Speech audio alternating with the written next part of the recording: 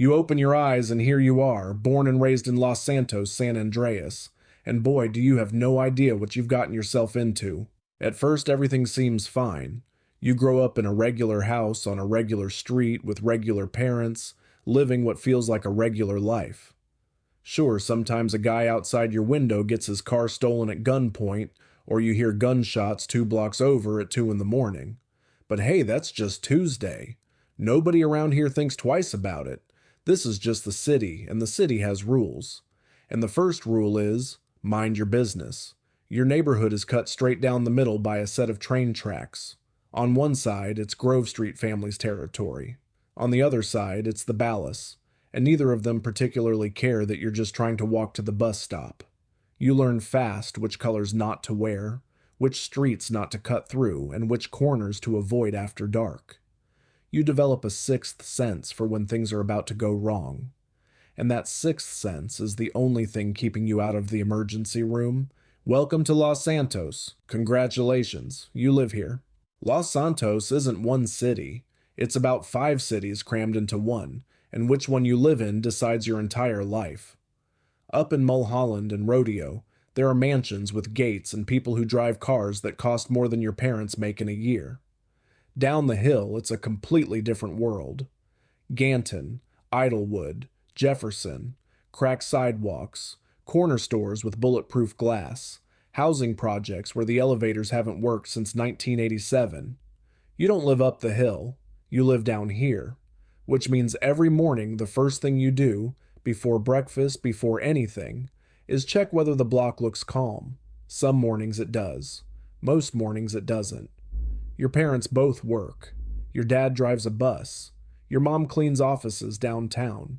You go to school, but school is its own situation. Half your teachers quit every year, the textbooks are 15 years old, and the roof leaks when it rains. But you show up anyway because your mom cried the one time you skipped, and you never want to see that again. On the way home, you pass the same corner every day. The same guys standing there doing the same thing, and every day one of them asks if you want in, and every day you say no and keep walking. That takes more courage than most people realize. The police are not much help. The LSPD rolls through the neighborhood, but not to protect anybody. They've got a special unit called CRASH, which stands for Community Resources Against Street Hoodlums, which sounds like it should be a good thing, and is in fact the complete opposite. The officers shake down locals, plant evidence, and quietly run half the criminal operation they're supposed to be shutting down. You learn this not from the news, but from watching it happen, 2 houses down on a Wednesday afternoon. So when people say don't call the cops, you understand why. It's not distrust, it's experience. You get a job at a garage nearby, changing tires for $8 an hour. It's not glamorous, but it's yours. Your boss plays oldies on the radio and lets you leave early when things outside get loud. And things outside are always getting loud. Then one summer, everything shifts. The Ballas push further into Grove Street, and suddenly the war isn't 2 blocks away anymore. It's right outside your front door. You watch a gang shootout happen in broad daylight, from behind your living room curtain. You hit the floor, you stay there for a while after it goes quiet.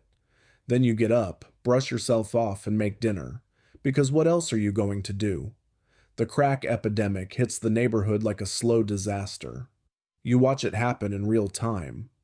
Guys you grew up with start to disappear. Not physically, they're still around, but something in them goes dark.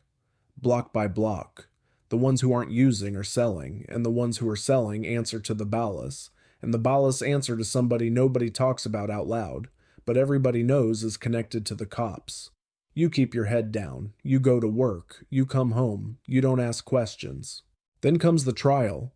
Officer Tenpenny, the most corrupt cop in a department full of corrupt cops, gets dragged into court, charged with racketeering, narcotics, sexual assault, the works. And the whole neighborhood holds its breath, because for once it feels like maybe something is actually going to happen.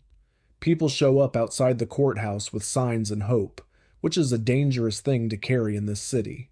Not guilty. The verdict comes down on a Tuesday, and by Tuesday evening, Los Santos is on fire. Not metaphorically, actually on fire.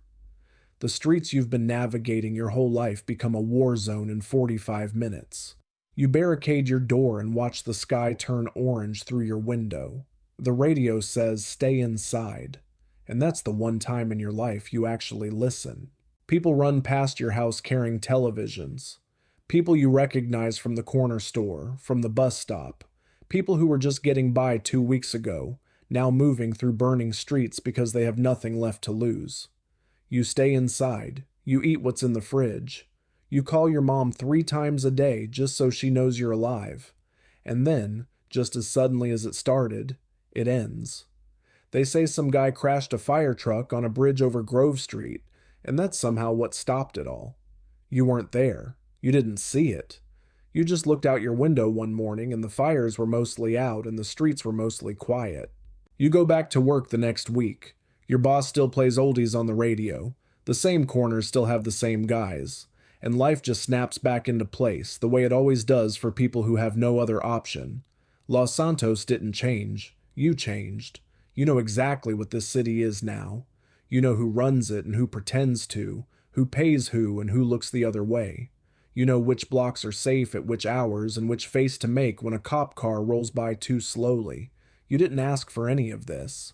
You didn't get a choice about where you were born or what world you were born into. You just woke up one day and this was your life. And somehow you're still here. That counts for something in a city like this. That counts for everything.